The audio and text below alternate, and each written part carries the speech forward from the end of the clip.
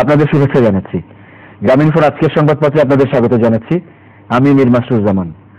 সংবাদপত্রের শিরোনামকে ঘিরে চলমান পরিস্থিতি নিয়ে নিয়মিত আলোচনার এই আয়োজনে আজ আমাদের সঙ্গে রয়েছেন পাক্ষিক আনন্দ আলোর সম্পাদক সিনিয়র সাংবাদিক রেজানুর রহমান। আমরা স্বাগত জানাচ্ছি আপনাকে।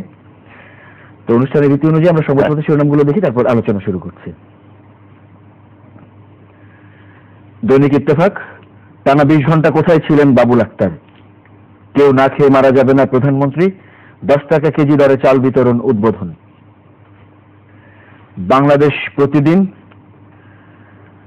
লোকাল বাসে ঠাঁই হলো চমকে দেওয়া মেয়েদের, পথে পথে ভোগান্তি, অপদস্থ অভিভাবকদের ক্ষোভ। মানব জমিন, শিশুর হাতে ভয়ঙ্কর খেলনা। আমাদের সময়, কোরবানির গরুর দাম বৃদ্ধির আশঙ্কা, সীমান্ত ঝুঁকি ও অর্থনৈতিক উপকরণের অভাব। সকালের খবর, দেশে সাক্ষরতার হার নিয়ে নানা মত। যায় যায় দিন, হাতে গরু আছে ক্রেতা নেই। ভোরের কাগজ, 90 জেএমবি জঙ্গি, 2 দম্পতি আটক। আমাদের অর্থনীতি, শেকল বাঁধা অভুক্ত 8 বাংলাদেশি উদ্ধার মালয়েশিয়ায়। দৈনিক দিনকাল, আওয়ামী সিন্ডিকেটে পশুর হাট। দৈনিক সংগ্রাম, কুয়েতে আবার বাংলাদেশি শ্রমিক নিয়োগে নিষেধাজ্ঞা। দৈনিক করতোয়া, বাংলাদেশের জন্য কুয়েতের শ্রমবাজার ফের বন্ধ। The Independent, man power export from Bangladesh, Kuwait slaps fresh buying. শিরোনামগুলো দেখলাম সংবাদপত্রে। তো আমরা এগুলো নিয়ে নিশ্চয়ই আলোচনা করব। তার আগে আপনাকে অভিনন্দন জানাই। দৈনিক পাক্ষিক আনন্দ আলোর ঈদ সংখ্যা প্রকাশ হয়েছে এবং আমরা দেখতেই পাচ্ছি যে তেমনি বৈচিত্র্যপূর্ণ আয়োজনে ভিন্ন কলেবরে সাজানো হয়েছে। আপনাকে অসংখ্য ধন্যবাদ। আসলে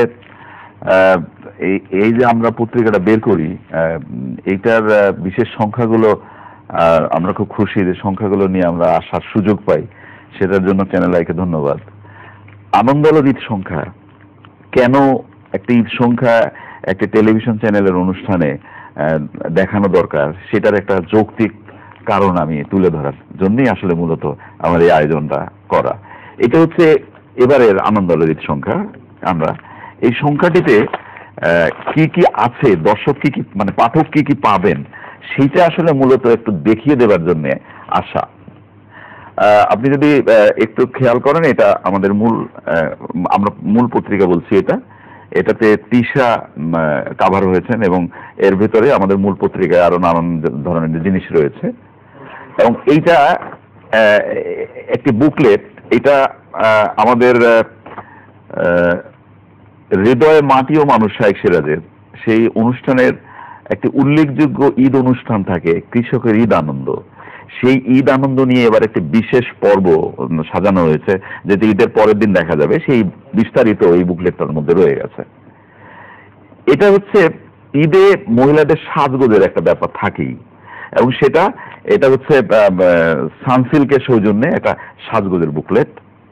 এটা কয়েকদিন আগেই আমাদের বাংলার গান নামে একটি কার্যক্রম হয়ে গেল, তার উপরে একটি বুকলেট আলাদা করা। এটি একটি রান্নার বুকলেট। এই ঈদে সবচেয়ে বেশি আমরা গৃহিণীদের ব্যস্ত থাকতে দেখি। এটা হচ্ছে ভীমের সৌজন্যে একটি রান্নার বুকলেট। এটি ডেনিসের সৌজন্যে আরেকটি রান্নার বুকলেট। এটি প্রাণ গুঁড়া মশলা সৌজন্যে আরেকটি রান্নার বুকলেট। এটা কেকা ফেরদৌসির নেতৃত্বে একটি রান্নার আলাদা করে একটি এক্সক্লুসিভ বুকলেট। এটি হচ্ছে পিওর সল্ট, এসিআই পিওর সল্টের সৌজন্যে একটি রান্নার বুকলেট। এটি রাঁধুনি রান্নার সৌজন্যে আরেকটি রান্নার বুকলেট। প্রাণ গুঁড়া মশলার সৌজন্যে আরেকটি রান্নার বুকলেট। এবং এটি হচ্ছে টপার রিদ রান্না আরেকটি বুকলেট। এবং এইটা সাজগোজ আরেকটি, অরা বিউটি লাউঞ্জের সৌজন্যে আরেকটি সাজগোজের বুকলেট। আসলে এই যে প্যাকেটটির মধ্যে রান্না বান্না, সাজগোজ, ঈদের আয়োজন সবকিছু মিলিয়ে আমাদের ঈদটা যে অনেক বর্ণিল এবং অনেক আনন্দময়, সেই বিষয়টি একটা পত্রিকায় তুলে ধরবার জন্য যে আয়োজনটা প্যাকেটের মধ্যে আছে, আনন্দ আলোর এবার ঈদ সংখ্যা যেটা বাজারে চলে গেছে, এটি মূলত শেয়ার করার জন্য আসলে আমার আশা। তো এমনিতে আমরা সবসময় আনন্দ আলোর কাছে এই ব্যাপারটি আমরা দেখে থাকি এবং এই জন্য খুব আমাদের কাছে অপ্রত্যাশিত নয়, প্রতীক্ষারই একটা ব্যাপার ছিল যে এরকমই হবে। এবার সর্বমোট কতটি? এবার এই পত্রিকাটিতে মূল পত্রিকার বাইরে আরো 9টি বুকলেট আছে, 9টি মানে 10টি একটা প্যাকেটের মধ্যে 10টি আলাদা করে বই পাবেন। এবং আমাদের এইটা সবসময় আমি বলার চেষ্টা করি যে আলাদা করার মানেটাই হলো যে আনন্দ আলো পত্রিকাটিকে আমরা পরিবার এবং বন্ধুর পত্রিকা বলার চেষ্টা করি, বিনোদন পত্রিকা। এই পত্রিকাতে একটা মলাটের মধ্যে সবগুলো না রাখার কারণটাই হচ্ছে যে যাওয়ার পরে পরিবারের যে আলাদা আলাদা সেকশনের পিপুল গুলো আছে তাদের জন্য আলাদা আলাদা করে আমরা একটা করে পত্রিকা দিতে চাই, যাতে সবাই সবার পত্রিকাটা নিয়ে পড়তে পারেন, সবাই সবারটা শেয়ার করতে পারেন। সেই জন্যই আলাদা আলাদা করবার ব্যবস্থা। এই দেশের বাইরে বড় বড় পত্রিকাতে আমরা এরকম দেখি যে যার যেটা পছন্দ সেই অংশ নিয়ে পড়ছেন। তো মূল সংখ্যাটিতে কি কি রয়েছে? মূল সংখ্যাটিতে আমাদের বেশ কয়েকটি লেখা রয়েছে আলাদা করে, ঈদের বিশেষ লেখা। আর বললামই তো প্রচ্ছদ কাহিনীতে আছে তিশা, নুসরাত ইমরোজ তিশা, আমাদের প্রিয় অভিনেত্রী, তাকে নিয়ে কভার করা, তার বিষয়ে একটা এক্সক্লুসিভ কভার আছে। এবং সবকিছু মিলে বেশ কিছু কয়েকটি ফিচার আছে, তার বাইরে কয়েকটি সাক্ষাৎকার রয়েছে। এবং সবকিছু মিলিয়ে একটা ঈদ সংখ্যায় আলাদা যে বৈশিষ্ট্য থাকতে পারে সেটা ওই পত্রিকার মধ্যে রয়ে গেছে। আমরা জানি যে এরকম ছুটির সময়টা মানুষ একটু সাহিত্য পড়েও কাজে লাগান, যেটা ব্যস্ততার মধ্যে অনেক সময় সেই বিষয়টিও রয়ে গেছে, সেই জায়গাটিও রয়ে গেছে। যেটার ব্যাপারটা আমরা ঈদের আনন্দের সাথে এই পত্রিকাটিকে আনন্দের অনুষঙ্গ করে তুলতে চাই, যাতে পত্রিকাটিতে একটা পরিবারের কাছে পরিবারের মধ্যে যেন একটা ঝলমলে আনন্দ শুরু হয় এবং সেটা যেন কার্যকর হয়, কার্যকরভাবে আনন্দটা যেন করা যায়। তো নিশ্চয়ই আমরা সাফল্য কামনা করছি আনন্দ আলোর এই সংখ্যা। আমরা এবার আলোচনার প্রসঙ্গে যাই। এটিও একটি সুখবর দিয়ে আমরা আলোচনা শুরু করতে পারি। সবকটি সংবাদপত্রেই প্রায় প্রধান শিরোনাম এটি যে সারা দেশে 10 টাকা কেজি দরে যাতে হতদরিদ্র মানুষ চাল কিনতে পারেন, প্রতিদিন 1 কেজি হিসেবে মাসে 30 কেজি করে চাল কিনতে পারেন, এরকম একটি খাদ্য বান্ধব কর্মসূচি মাননীয় প্রধানমন্ত্রী শেখ হাসিনা কুড়িগ্রামের চিলমারি থেকে উদ্বোধন করেছেন। আমি খুব আনন্দের সাথে এই প্রসঙ্গটি তুলতে চাই। একটা বিষয় ভেবে খুব ভালো লাগছে যে আমাদের মাননীয় প্রধানমন্ত্রী যা বলেন, উনি যেটা বলেন সেটা করেন। কিন্তু এই দেশে এই মুহূর্তে এই সময়ে 10 টাকা কেজি দরে চাল দেয়া, গরিবদের জন্য দেওয়া, এবং এই যে সিদ্ধান্ত নেওয়া, এই আয়োজনটা করা, এটার জন্য মানে দারুণতম দেশপ্রেম না থাকলে, মানুষের জন্য ভালোবাসা না থাকলে কিন্তু এটা সম্ভব না।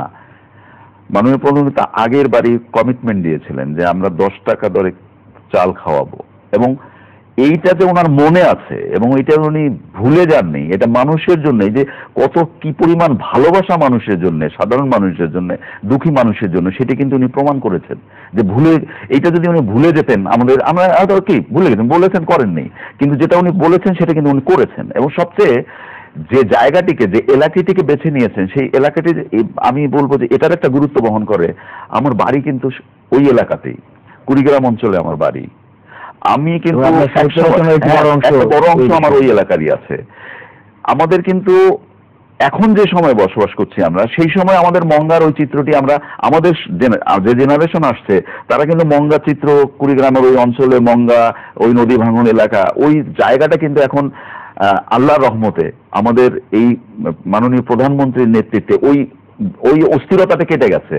কিন্তু ওই এলাকার মানুষজনকে যিনি বেছে নিয়েছেন এবং ওখান থেকে যে এটা শুরু হলো যে 50 লাখ মানুষকে এই খাদ্য বিতরণ কর্মসূচির আওতা আনা হয়েছে, এইটা আমি মনে করি দেশের জন্য এবং একটি যুগান্তকারী ঘটনা, এবং এইটা আসলে সাহসের ব্যাপার।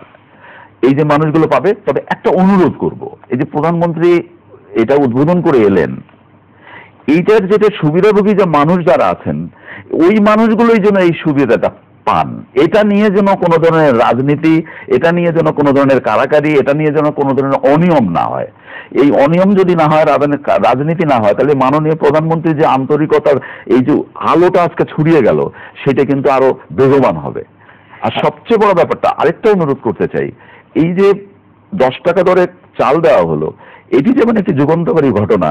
আমি অনুরোধ করব মাননীয় প্রধানমন্ত্রী এবং সরকারকে, আমাদের ওই এলাকার মানুষজনের কর্মসংস্থানের একটা ব্যবস্থা করা হোক। ওই এলাকার মানুষজন অনেক কষ্ট করে ঢাকায় আসে শুধু কর্মসংস্থানের জন্য। ওই এলাকার মতো দেশের প্রত্যন্ত এলাকায় যদি কর্মসংস্থানের ব্যবস্থা করা যায় মানুষের জন্য, তাহলে ঢাকামুখী যে স্রোতটা আছে সেই স্রোতটা কিন্তু কমে যাবে, মানুষের দুর্ভোগটা কমে যাবে। আমি মনে করি আমাদের মাননীয় প্রধানমন্ত্রী অনেক সংবেদনশীল মানুষ, দুঃখী মানুষের জন্য চিন্তা করেন। আমার ধারণা যদি উনি এটাও করবেন যে আমাদের ওই অঞ্চলে কর্মসংস্থান হবে, মানুষের চিলমারির মানুষ চিলমারিতেই কাজ করে খেতে পারবে, কুড়িগ্রামের মানুষ কুড়িগ্রামেই খেতে পারবে, লালমনিরহাটের মানুষ লালমনিরহাটেই কষ্ট করে মানে কর্মসংস্থানের সুযোগ পাবে। এটা যদি সম্ভব হয় তাহলে এই যে ঢাকায় যে মানুষের স্রোতটা হচ্ছে সেটা আর হবে না। এবার আরেকটি শিরোনাম নিয়ে আমরা কথা বলি, সেটি হচ্ছে লোকাল বাসে ঠাঁই হলো চমকে দেওয়া মেয়েদের। এটা বলা হয়েছে যে AFC অনূর্ধ্ব-16 কাপে যারা অপরাজিত হয়ে গ্রুপ চ্যাম্পিয়ন হচ্ছে এবং বাংলাদেশের ফুটবলের সবচেয়ে বড় সাফল্য।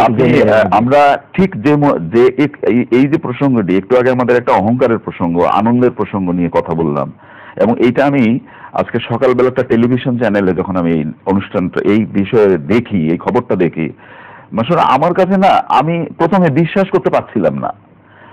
এটা কি আসলে কি নিউজটা, তখন দেখলাম যে চিত্র তো মিথ্যা কথা বলে না, গাড়িতে রিপোর্টার যাচ্ছেন, মেয়েদের ইন্টারভিউ নিচ্ছেন, তখন আমার কাছে মনে হলো না এটা তো সত্যি।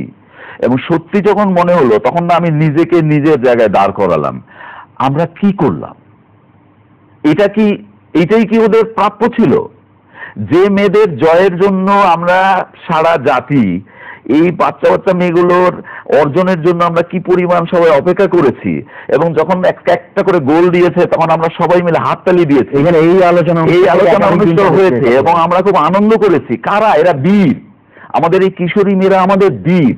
এবং আমি তো মনে করি এরা যখন বাড়ি যাবে তাদের জন্য একটা উদ্ভাসিত আনন্দের অনুষঙ্গ যাবে তাদের সাথে। এলাকাবাসী দেখবে যে এই 11 জন, এই 16 জন, এই 15 জন মেয়ে আমাদের দেশকে উজ্জ্বল করেছে, যারা আগামী বছর খেলতে যাবে, এবং সারা এলাকার মানুষ অর্জনটা, তাদের অহংকারটা অনুভব করবে। আমার ছেলে, আমার মেয়েও যেন এরকম ভাবে যায়, তাহলে আমারও এরকম আনন্দ হবে।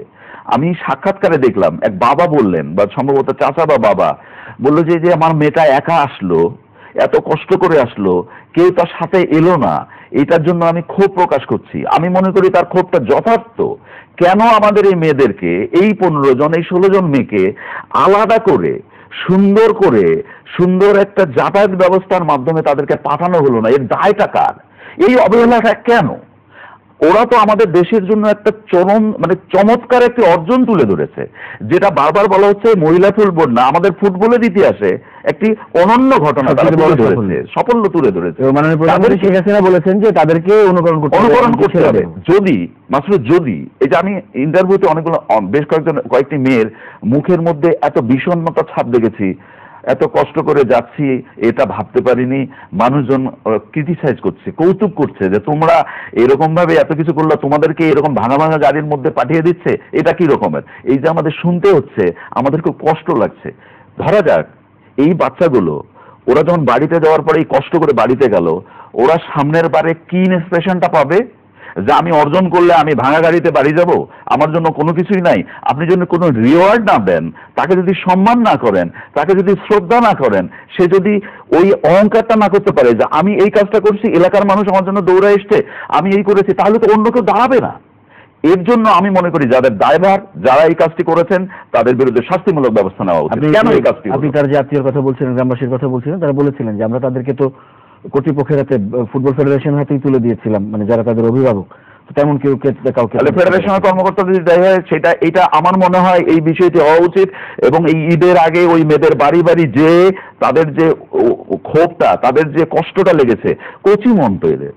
আপনি চিন্তা করতে পারেন যে ওরা যখন খেলার মাঠে ওদের যে জেস্টারটা দেখেছি না নসরুল, আমি অবাক হয়ে গেছি যে ওরা কি পরিমাণ চমৎকার খেলাধুলা করে। ওই বাচ্চা মেয়েগুলোর মনের যে কষ্টটা, এই কষ্টটা লাঘব করার জন্য প্রত্যেকের বাড়ি বাড়ি যাওয়া উচিত তাদের কর্মকর্তাদের। আমরা আরেকটি শিরোনাম দেখেছি যে কুয়েতের শ্রম বাজারে বাংলাদেশি শ্রমিকদের উপরে আবারও নতুন করে একটি নিষেধাজ্ঞা দেওয়া হয়েছে। আমাদের এখানে আমি জানি না, আমাদের এই যে অনেক কষ্ট করে একটি দেশের সাথে আমাদের শ্রম বাজারের বিষয়টা খুলে গেল যে হ্যাঁ যেতে পারবে, মালয়েশিয়ার ব্যাপারটা এখনো কিন্তু ক্লিয়ার হয়নি সবকিছু মিলিয়ে। এই যে কূটনৈতিক সম্পর্কের জায়গাটা, এই শ্রম বাজারের সাথে এক দেশের সাথে আরেক দেশের যে কূটনৈতিক সম্পর্কের ব্যাপারটা, এইটা বোধ করি আমাদের আরেকটু দেখবার সময় আছে। এইটা নার্সিং করার খুব জরুরি দরকার আছে। এই যে ঘটনাটি, এই ঘটনাটি যেন না বাড়ে, এটা যেন না হয়, এই জায়গা থেকে আমাদের কূটনৈতিক এই সম্পর্কটা জোরদার করা খুব জরুরি। কেন হচ্ছে এটা? আমরা আলোচনাটি যে জায়গায় শুরু করেছিলাম, আপনি বলেছিলেন যে উত্তরবঙ্গের মানুষের কর্মসংস্থান বা হতদরিদ্র মানুষের কর্মসংস্থান দেশের মাটিতে যেমন আমরা জানি যে বিদেশের মাটিতেও একইভাবে খোলার একটি ব্যাপার থাকে। তো এদিক থেকে এই সংবাদটি নিশ্চয়ই একটি ধাক্কা। অবশ্যই ধাক্কা। আপনি তো এটা তো অন্তত স্বীকার করতে হবে যে বিদেশি যারা চাকরি করে, বিদেশে যারা অবস্থান করছে, বিদেশের টাকায় আমাদের কিন্তু অনেক কিছু আমরা ঠাট বাট অনেক আনন্দ আয়াস করি, কিন্তু ওই মানুষগুলোর যেমন আনন্দ সুখ হয় সেই জায়গাগুলো আমরাও কিন্তু সেই সুখগুলো ভাগাভাগি করি। অতএব ওইখানে যদি প্রবলেম হয় আমরা নিজেরাও কিন্তু প্রবলেমে পড়বো। অতএব এই যে সময় থাকতে এই প্রবলেমগুলো কূটনৈতিক পর্যায়ে আমাদের এই কি বলবো শেয়ার করে আমাদের সমস্যাটা সমাধান করা দরকার। এটা শুধু এই দেশের জন্য না, যে দেশেই আমাদের শ্রমবাজারের লোক, আমরা যে দেশেই আমাদের মানুষ আছে সেই দেশের সাথে যাতে না হয় সেটা করা উচিত আমাদের। জনাব মিজানুর রহমান, আপনাকে অনেক অনেক ধন্যবাদ আমাদের সময় দেওয়ার জন্য, আলোচনা করার জন্য। প্রিয় দর্শক, আপনাদেরও ধন্যবাদ আমাদের সঙ্গে থাকার জন্য। ভালো থাকবেন সবাই। গ্রামীণফোন আজকের সংবাদপত্র চ্যানেল